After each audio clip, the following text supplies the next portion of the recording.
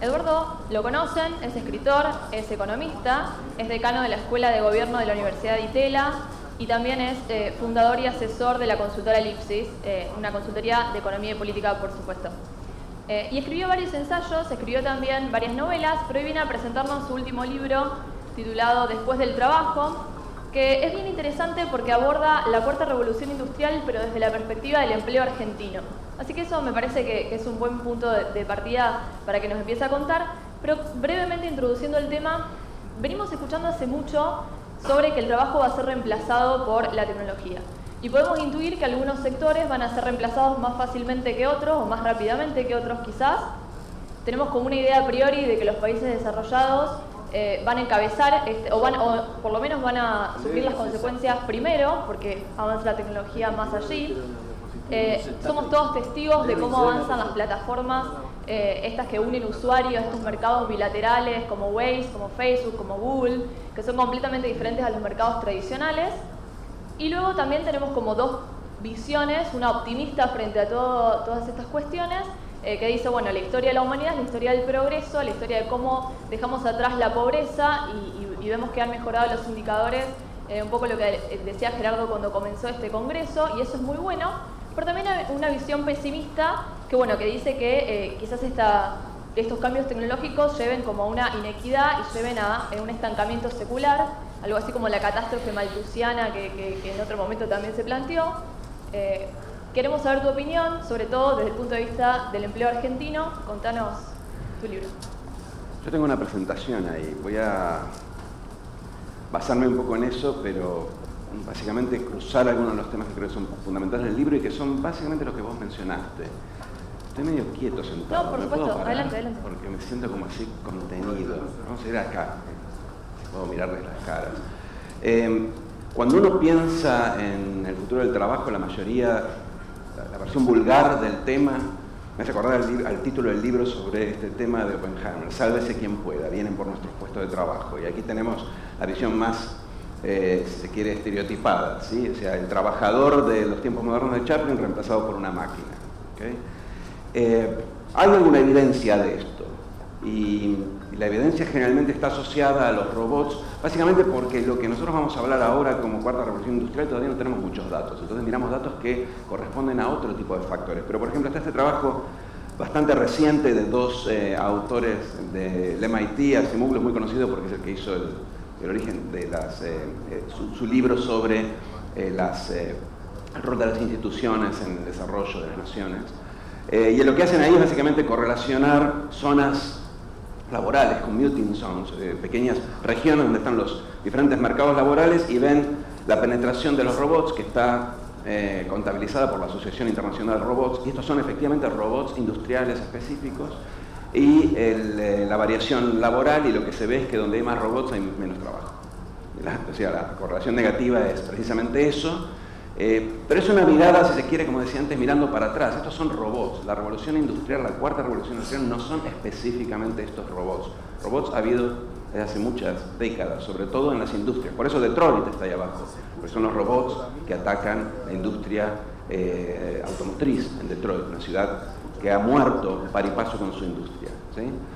Lo otro que viene a la mente cuando hablamos del futuro del trabajo es una suerte de vaciamiento de las capas medias, y esto aparece en varios contextos. Por ejemplo, cuando queremos atribuir la victoria de Trump, uno mira el mapa americano y dice hay como una serie de estados que son particularmente manufactureros, ahí bajó el empleo porque eran estados que tenían mucho empleo industrial, el empleado industrial en Estados Unidos es clase media, y lo que ha hecho es perder en términos del resto y se han vuelto contra el sistema, y Trump abreva en esa reacción, y lo mismo puede hacerse, la misma correlación para el caso de Brexit en Inglaterra, en Gran Bretaña.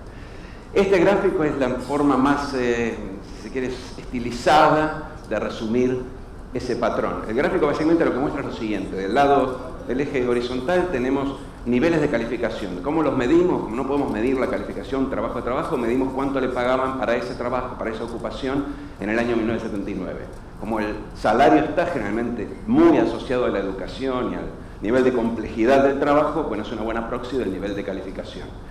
Y vemos en el eje vertical cómo han variado los puestos de trabajo en términos relativos, es decir, cómo ha variado la participación. La suma de todo eso da cero. porque lo que se pierde de un lado se gana del otro. Y lo que se ve es que subió la participación de los empleados de muy baja calificación, subió la participación de los empleados de alta calificación, izquierda y derecha, y los del medio han perdido en relación, y esos son los votantes de Trump, para ponerlo de manera simplificada. Ahora, esos datos son de 1979, estamos hablando de años en donde la cuarta revolución industrial ni siquiera existía. Entonces, creo que mantengan esto en la cabeza. Estamos mirando datos que cuentan otra historia, posiblemente historias asociadas a la globalización y la exportación de trabajos americanos a China. Entonces, no necesariamente esta es la realidad que a nosotros nos interesa a futuro. ¿Por qué la teoría nos dice que ganan los de menor calificación? Bueno, ustedes seguramente habrán escuchado nombrar, y si no, se la voy a nombrar yo, a la paradoja de Polanyi. La paradoja de Polanyi básicamente lo que nos dice es que lo fácil es difícil. Si yo les pidiera a ustedes que me escribieran improvisadamente unas instrucciones para bajar las escaleras, como hacía Cortázar en sus historias de Cronopios, les costaría muchísimo, aunque no hay nada más fácil que bajar una escalera. Es lo que Kahneman, el psicólogo experimental que ganó el Nobel de Economía, define como el sistema 1. Son cosas que nosotros hacemos automáticamente, pero que no sabemos muy bien exactamente paso a paso cómo hacerla. No podríamos, en el lenguaje de la economía laboral, demarcarlas. No podríamos darle las instrucciones a una máquina. No sé si ustedes vieron la primera Robocop, no se acuerdan de esa escena en el Robocop, pero en algún momento hay un robot que es un ser humano robot, o sea, es una mezcla, una cobotización, y por otro lado le enfrentan a esta máquina que es mucho más poderosa, pero, y esto tengo que ver si lo puedo hacer funcionar, no sé cómo hacer funcionar esto, pero les tengo que contar la historia. Entonces, deberías ver un video en donde esta máquina cuando va a bajar las escaleras se cae. ¿Por qué se cae? Ahí se cayó. ¿Por qué se cae esa máquina? Bueno, por la paradoja de Polanyi. La máquina está programada y tiene mucha potencialidad incluso para hacer cálculos y procesamiento de datos, pero el programador le cuesta indicarle cómo tiene que poner primero un pie y después tiene que poner el segundo pie, como decía Cortázar. Entonces, lo que sucede es que muchas veces lo que vemos en esta primera etapa de la robotización es que reemplazamos al ingeniero muchas veces, al programador, y reemplazamos al tornero, digo, al tipo que maneja una máquina programada, pero no reemplazamos al tipo o a la mujer que limpia baños, porque limpiar un inodoro requiere un nivel de percepción y de motriz que es muy difícil de programar por esto que decía antes, porque si yo tuviera que decirle a una máquina o escribir en un programa no sabría cómo hacerlo. ¿Okay? Ahora, esa es la primera robotización. La idea de que los trabajadores de menor calificación están más o menos a salvo creo que es una cosa del pasado. Los últimos cálculos, eso es algo que le robé a Carl Frey, que es un economista, uno de los pioneros de la literatura sobre el futuro del trabajo, estuvo acá hace poco en Buenos Aires en una charla y yo estuve dialogando con él en esa charla.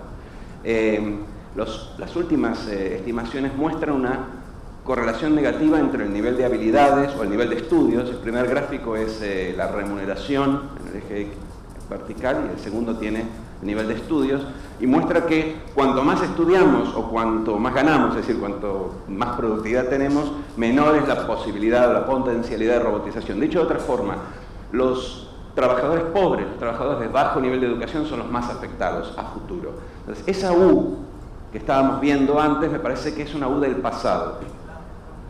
Pero diría más, esa U que es participación en el mercado no necesariamente implica que en términos salariales el trabajador de baja calificación gane. ¿Por qué? Porque los que pierden el trabajo en el medio no pueden competir con los de la punta de alta calificación porque no están calificados. Entonces lo que sucede en la práctica es que bajan a competir con los de baja calificación.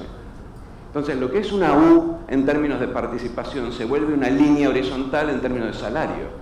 Porque tenemos un montón de gente desplazada de trabajos industriales, de trabajos de calificación media, yendo a competir con los de menor calificación para lavar baños o para atender un negocio. Entonces, en la práctica, la dispersión salarial se da desde hace muchos años, a pesar de esa U que parecería estar protegiendo a los de menor calificación. ¿Sí?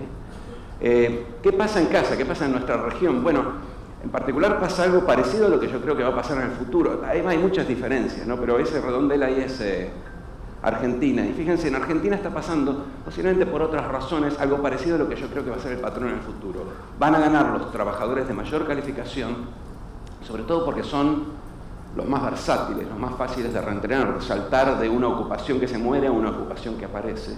Y van a perder los de menor calificación. ¿Y eso qué implica? Bueno, implica, entre otras cosas, una mayor dispersión salarial, una mayor diferencia entre los que ganan mucho y los que ganan poco dentro del mundo del trabajo. Aquí no estamos hablando del empresario, del capitalista, estamos hablando de trabajadores. Implica también mayor inequidad salarial, implica una fuente potencial de conflicto que está siendo altamente debatida en Europa y en Estados Unidos, y acá todavía está medio incipiente, no hay un debate muy claro, pero en Europa ciertamente está creciendo la preocupación precisamente por ese aumento de la inequidad asociado a esta dispersión salarial. A nivel internacional pasa algo parecido, y ahí sí nos afecta, porque los países más pobres son los que, según los cálculos, son los más, entre comillas, tienen una fuerza laboral más automatizable. Y la razón por la que esto es así es porque tienen más trabajadores de calificación media y baja. Entonces, si en el cálculo da que los trabajadores poco educados son más parcialmente automatizables, bueno, si tenemos más trabajadores poco educados como proporción del total, tenemos un problema mayor. Y esa correlación negativa es lo que se ve ahí al lado internacional, ¿sí? Ahora, vuelvo a resaltar algo que decía antes. Nosotros no tenemos que pensar el impacto de la tecnología en términos de robots. La razón por la que lo pensamos es porque, primero, tenemos todavía en la cabeza la visión de la tecnología en términos de una máquina de Turing, un robot autónomo que piensa como el ser humano, algo que sucedía en los relatos de ciencia ficción, pero que en la práctica no es tal cosa, porque la inteligencia artificial real, la que hoy se está desarrollando, es mucho más pasiva, es más boba, entre comillas. En realidad es una inteligencia artificial que procesa la información que nosotros los seres humanos producimos y lo hace más rápido e infiere cosas de esa información. Pero no es la máquina de Turing, no es la máquina que si me la ponen enfrente yo no sé distinguir si es una máquina o es un ser humano. Ese tipo de investigación en términos de inteligencia artificial todavía no llegó a buen puerto. Esta es otra, ¿eh? Esta inteligencia artificial entra en los robots, y por eso hay robots que ahora pueden lavar baños, pero es fundamentalmente una inteligencia que reemplaza nuestra inteligencia. Y eso es esencial, esa es la diferencia fundamental entre la última revolución y las anteriores. Porque lo que hace esa inteligencia es básicamente reemplazar el diagnóstico de los médicos clínicos. Yo siempre pongo el mismo caso. Si el médico clínico es un tipo que hace correlaciones. Uno va y le cuenta los síntomas y el médico correlaciona síntomas con enfermedades. ¿Y cuál es la enfermedad más probable? Es casi como una función de una regresión de variable discreta. ¿Cuál es la enfermedad más probable dado estos síntomas? Y me dice, mira, yo creo que tenés esto, tomás esta pastilla. Si te curás, hacerte.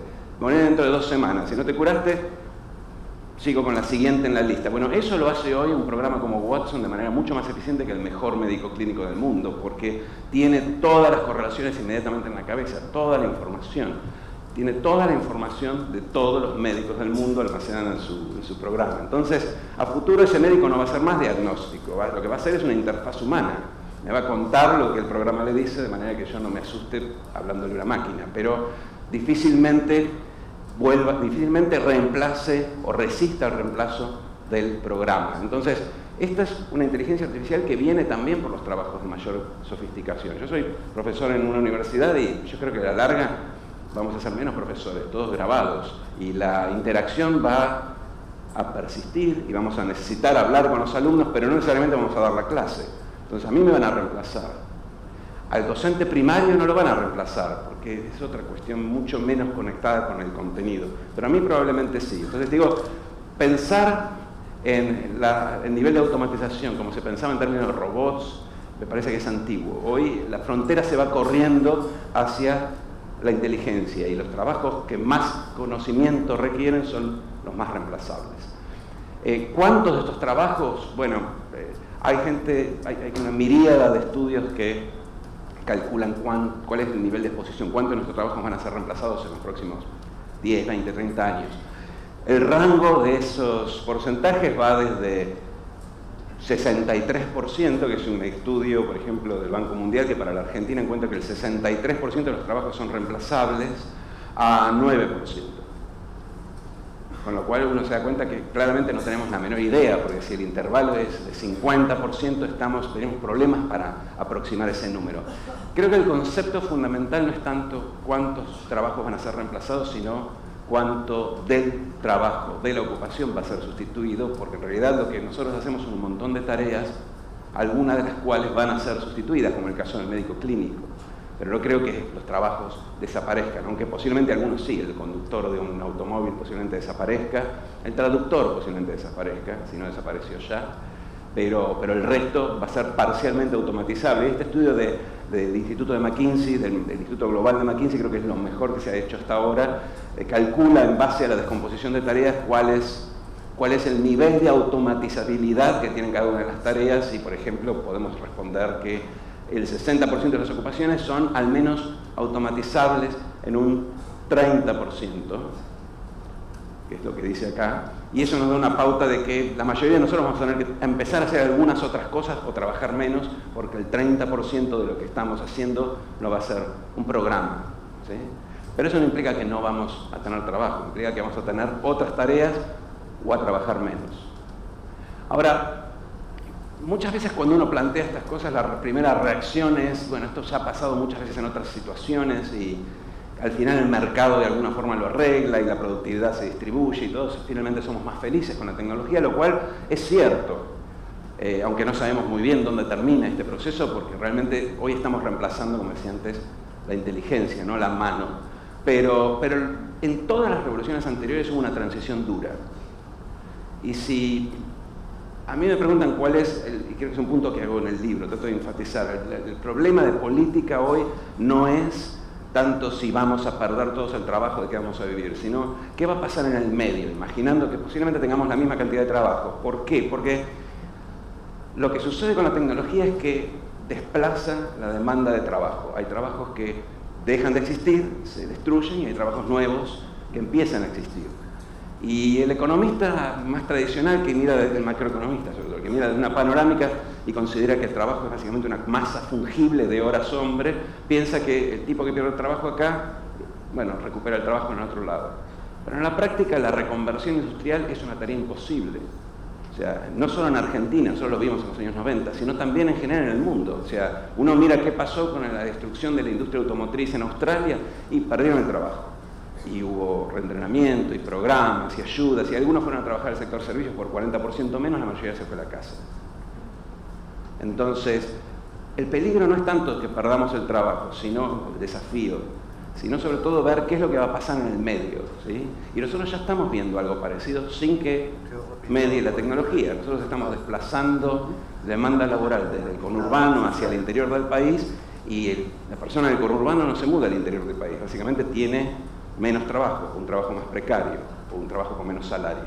Entonces, ese me parece que es el rol esencial, y estos gráficos muestran precisamente eso. Son gráficos que, de vuelta, le pedí prestado a Carl Frey, y que muestran cómo el inicio de dos revoluciones industriales, la industrial tradicional, la primera de fines del siglo XVIII, y la revolución informática, cómo en Estados Unidos y en Inglaterra al principio cayó, y en Inglaterra por mucho tiempo, la participación del salario en el producto, básicamente porque la masa salarial se achicaba, y los salarios no crecieron al inicio, y de hecho bajaron al inicio. Y tenemos situaciones como esta, que es, bueno, la serie es muy larga, pero yo quiero llamar la atención sobre este último tramo, en donde vemos cómo el producto, la productividad laboral aumenta, y sin embargo el salario se queda con una fluctuación cada vez más chica.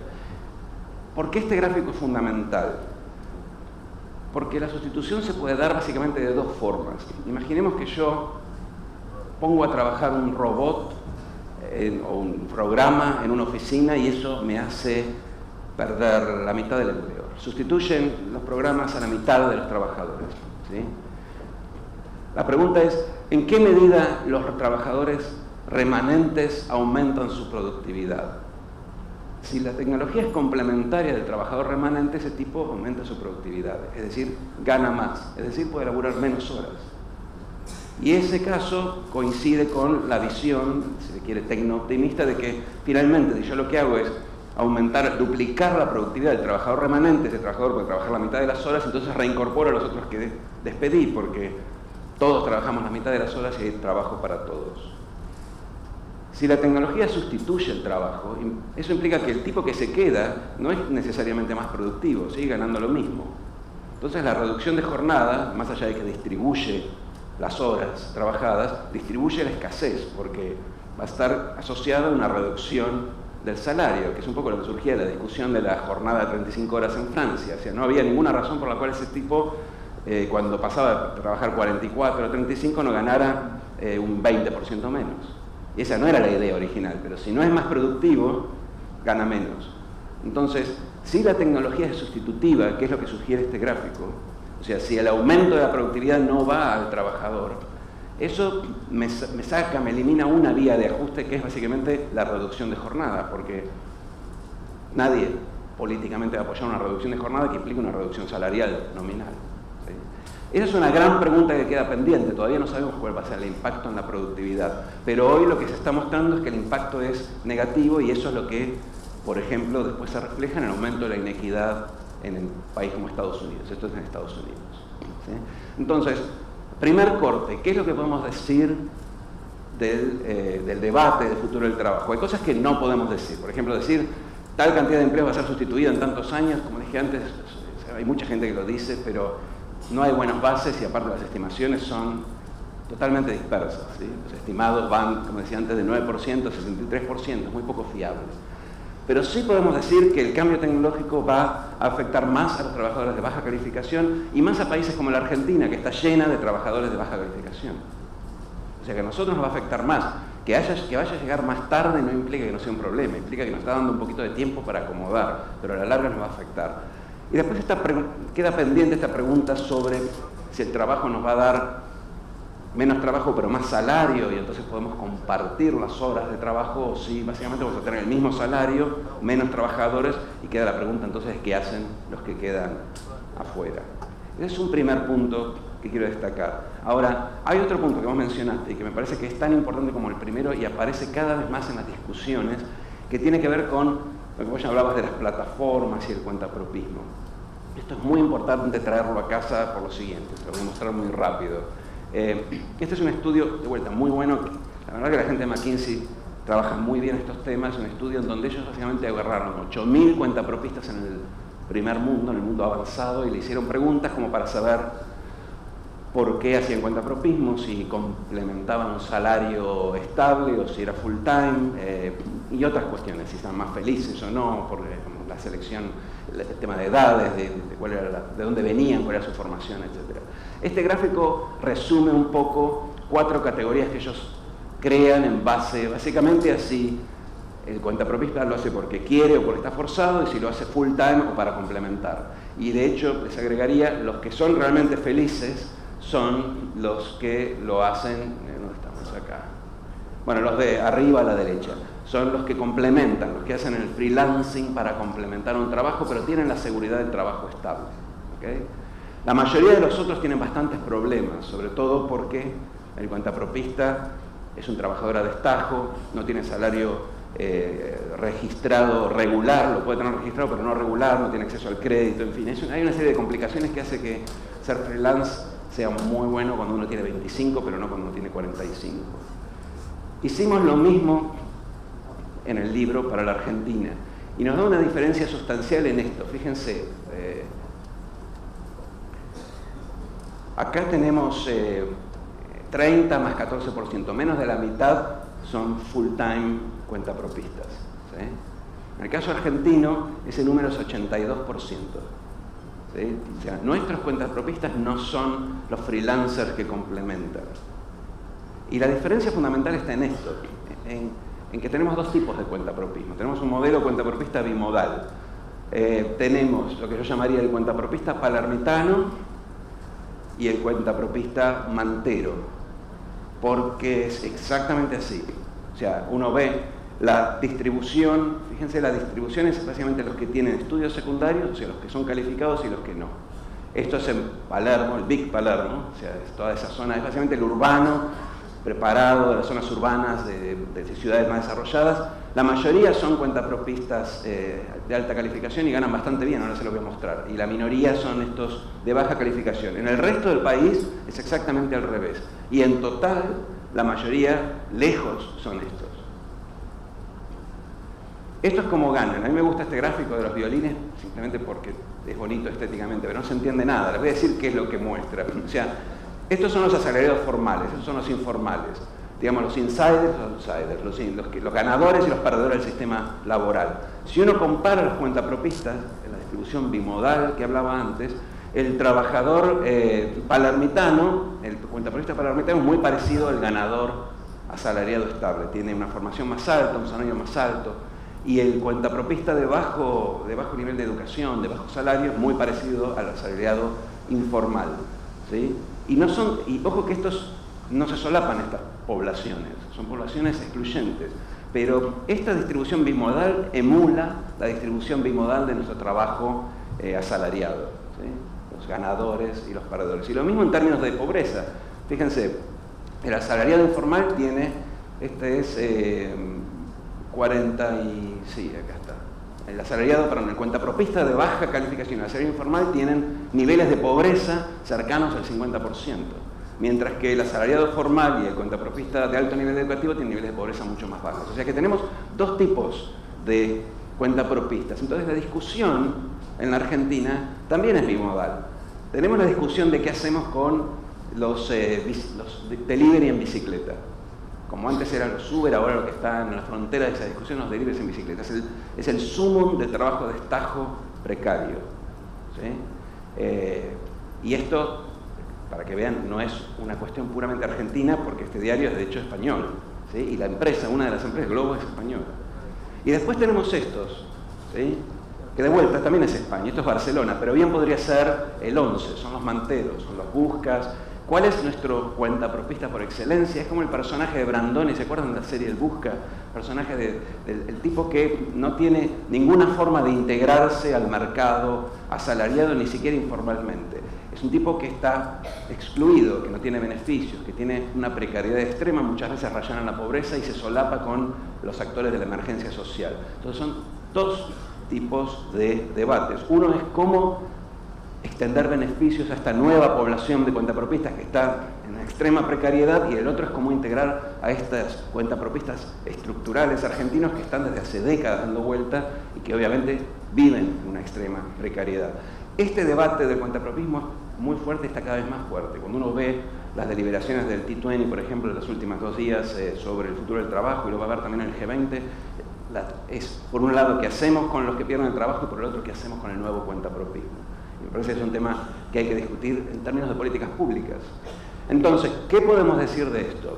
Bueno, que los empleos reemplazados van a ser reemplazados, perdón, los empleos industriales van a ser reemplazados por el nuevo cuentapropismo, por emprendedores y freelancers, me parece que es una ilusión que desvirtúa el análisis político.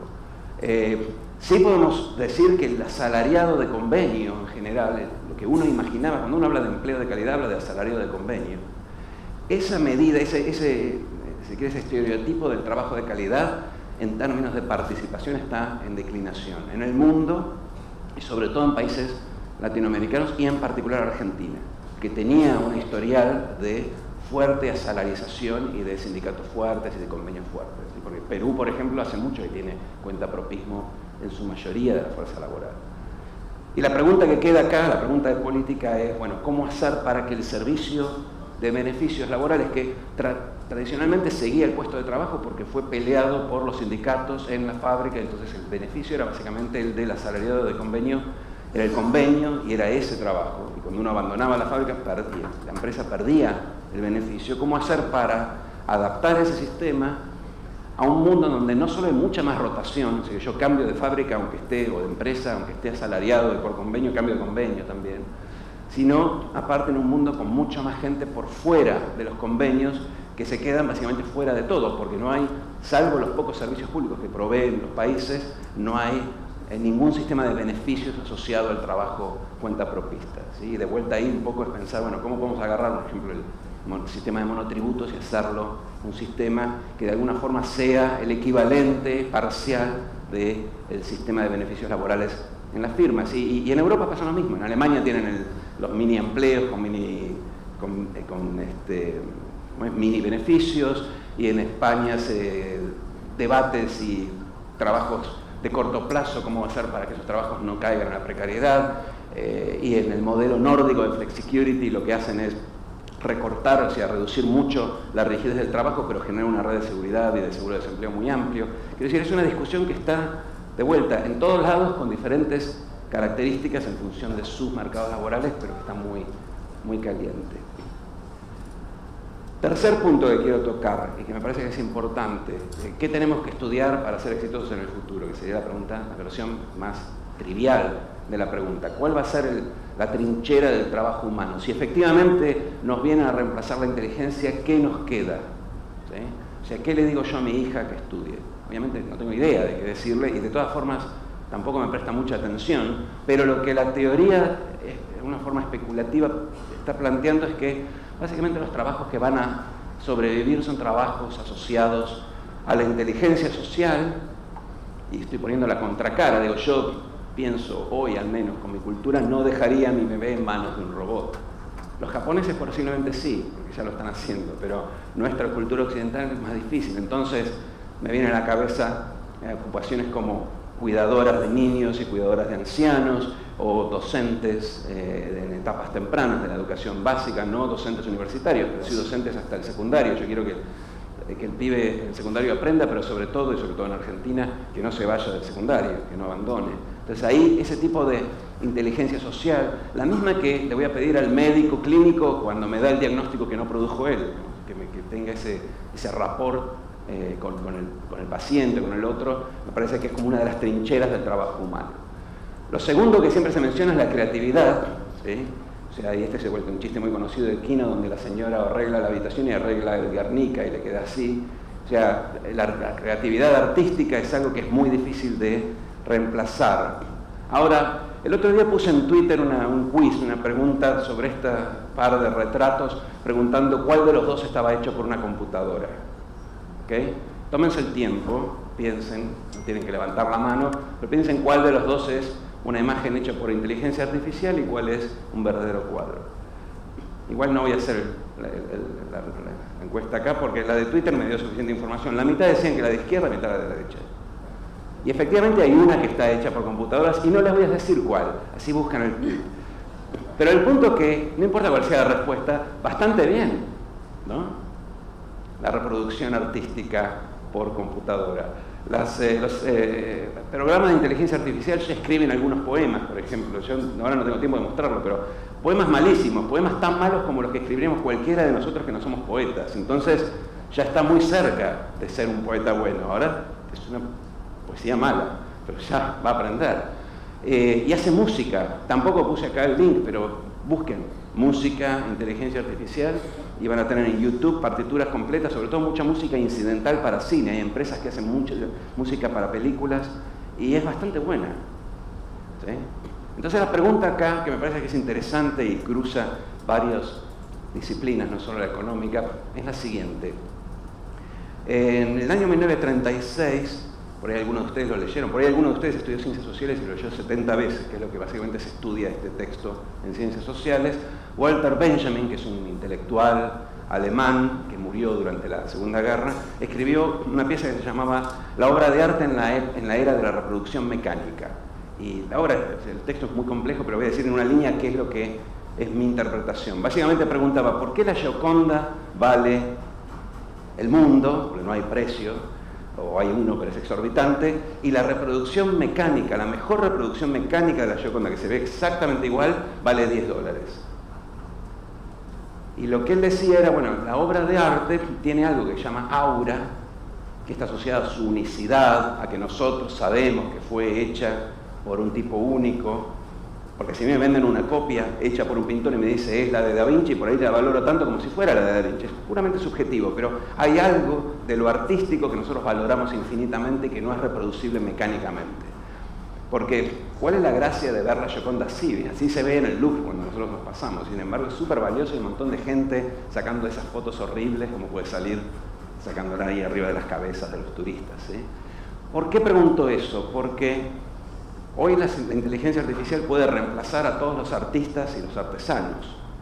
Si no los puede reemplazar ahora, los reemplazará en el futuro. Entonces la pregunta es, esa trinchera, la de la creación, lo artesanal y lo artístico, ¿es una trinchera humana?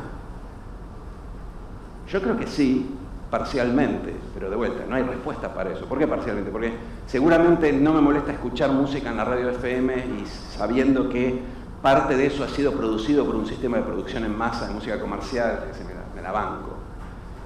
Pero sí, digamos, no iría a un recital de una máquina. Y tampoco voy a comprar una reproducción mecánica, prefiero comprar obras de autores menores que una reproducción de la Gioconda. Entonces, a mí por lo menos me parece que algún nivel de valoración va a haber. Y eso implica entonces que hay un montón de producciones y de ocupaciones que son resilientes a la automatización. Muchísimas, aunque nosotros no las contamos porque son pequeñas. Cantantes, pintores, escritores, actores. Hay una película no sé si es muy conocida, que se llama El Congreso, que se basa en el libro de Stanislav Lem, en donde básicamente la premisa es que los actores son absorbidos por la inteligencia artificial y después básicamente la inteligencia artificial los programa de manera que ellos actúen sus imágenes, sus hologramas. Entonces el actor actúa una sola vez más y después se va a la casa y actúa la imagen. Creo que eso no va a suceder, o va a suceder solo parcialmente. Otro caso, uno de estos bifes es un bife y el otro es un bife sintético, ¿sí?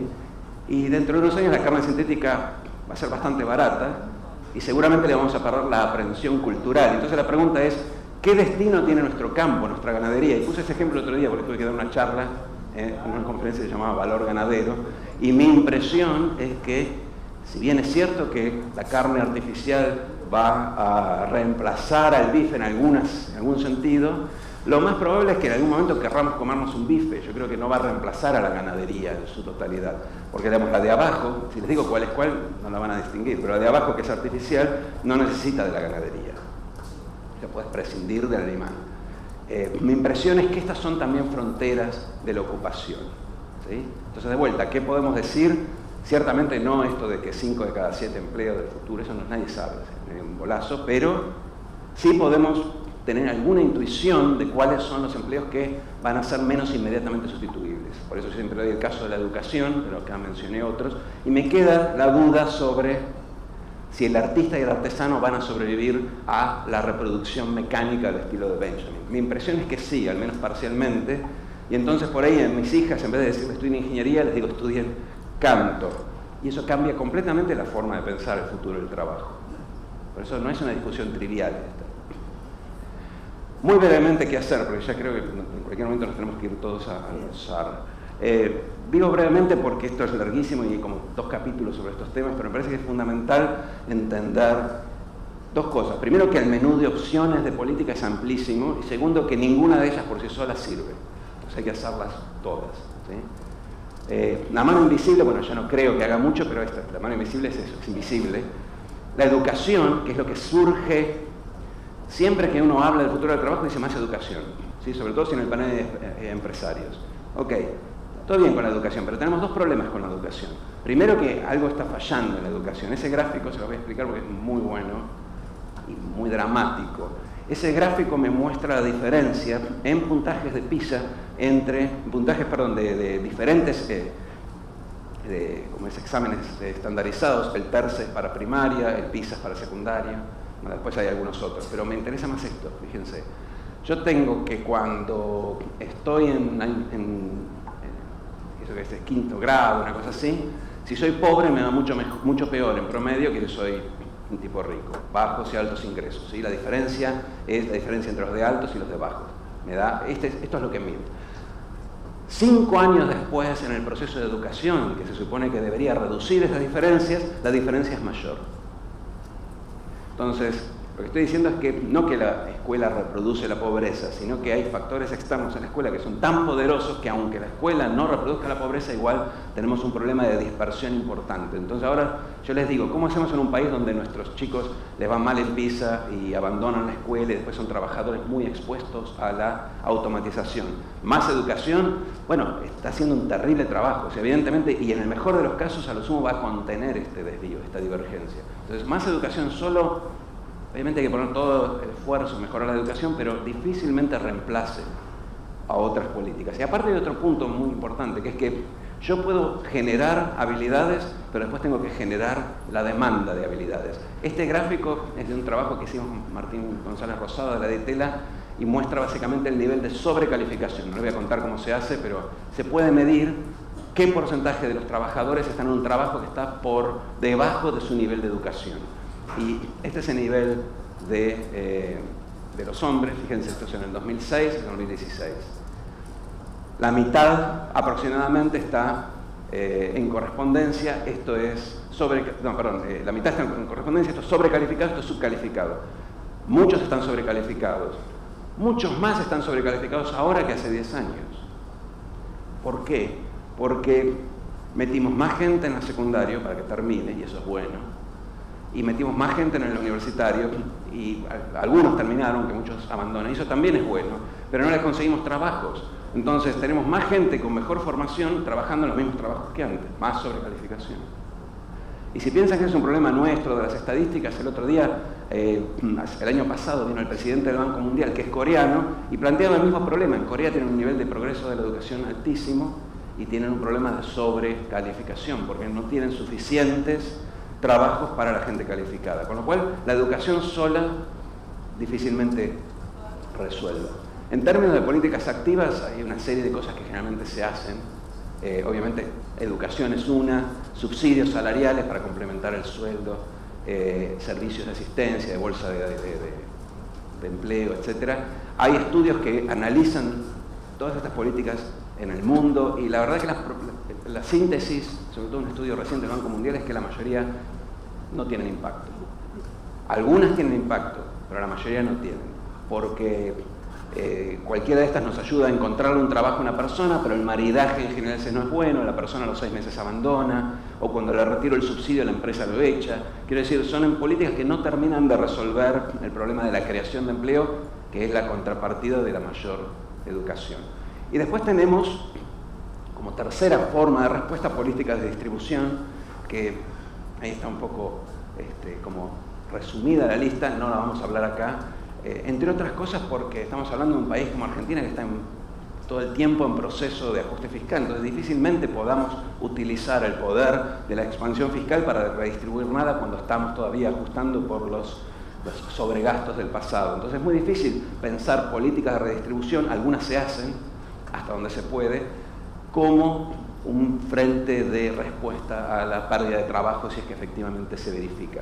Con lo cual, si uno mira las políticas, la respuesta de qué hacer, está bastante limitado, ¿sí? La educación por sí sola no nos alcanza, las políticas activas, por eso uno tiene mucha confianza, cuando uno las evalúa propiamente, en general se evalúan muy poco, no son muy efectivas, y la distribución, bueno, tenemos que esperar a tener el dinero para distribuir, tenemos que esperar a crecer para distribuir. Entonces, la verdad que no es que no se pueda hacer nada, pero tampoco es que es obvia la solución.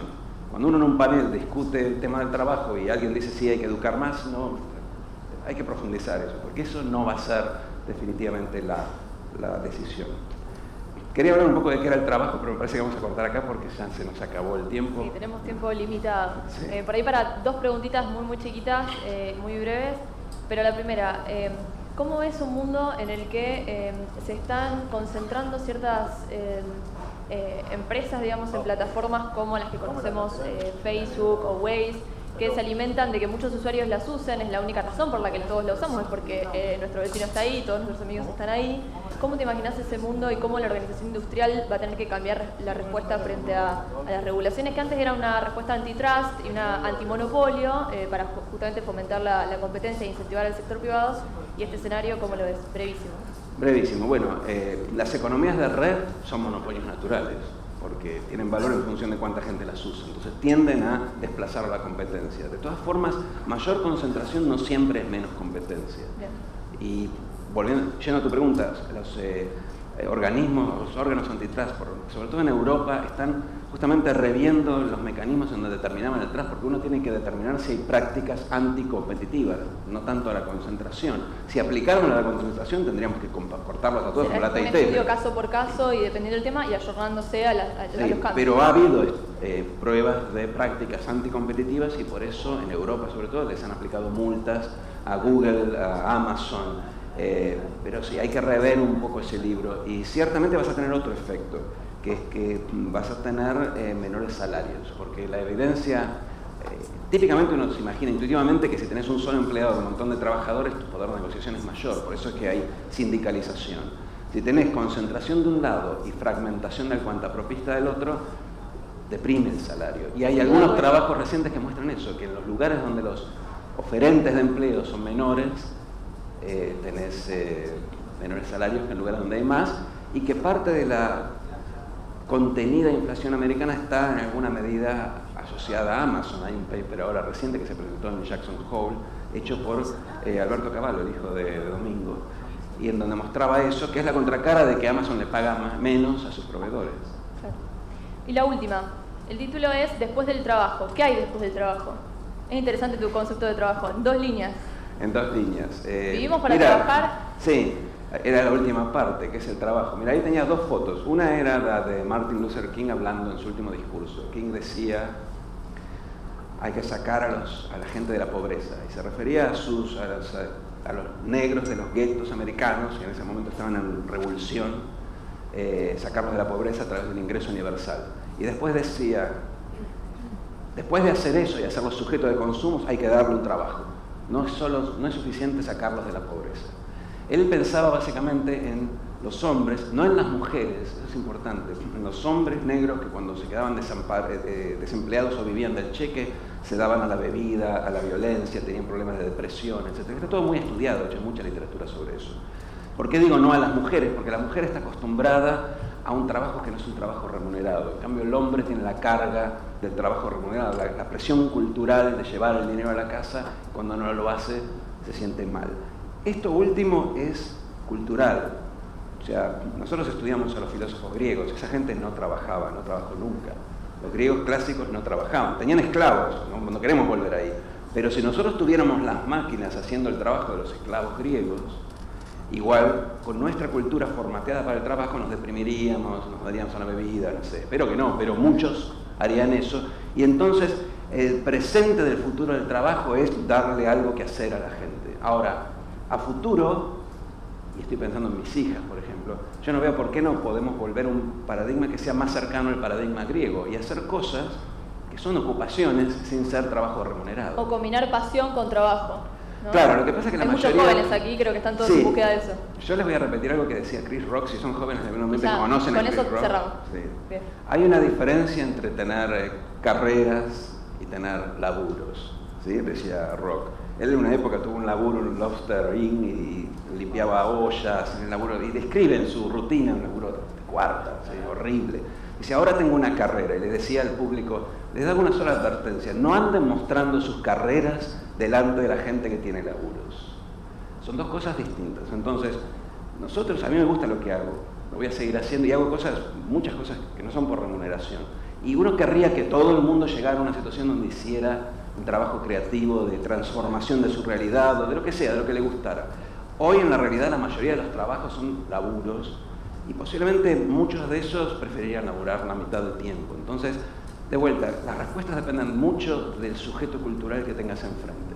En el futuro por ahí son todos, como sería el estereotipo del millennial, pueden ordenar su vida alrededor del ocio creativo. Hoy hay que ser muy cuidadoso con eso, porque la mayoría de la gente va a necesitar, como en los guetos de King, tener ingresos, pero aparte tener algo que hacer, y uno no puede ignorar eso por más tecnología que le ponga al debate. Gracias, Eduardo. Gracias a vos.